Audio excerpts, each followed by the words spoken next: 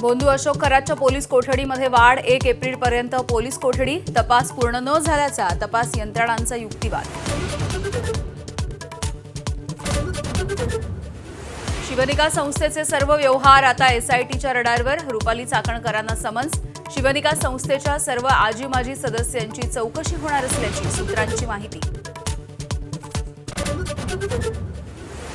दोन्ही राष्ट्रवादीच्या विलीनीकरणाची वेळ अजून निघून गेलेली नाही।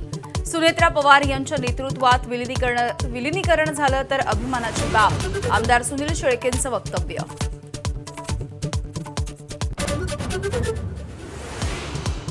विलीनीकरणावरती सुनील शेळके यांची भूमिका व्यक्तिगत की पक्षाची माहिती नाही, पण निर्णय सुनेत्रा पवारच घेतील।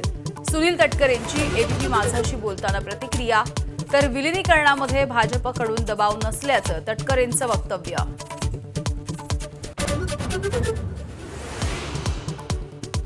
अमरावतीमध्ये 18 वर्षांच्या तरुणीवरती अत्याचार। मित्रासोबत दुचाकीवरून जात असताना 5 जणांच्या टोळक्यानं अडवलं।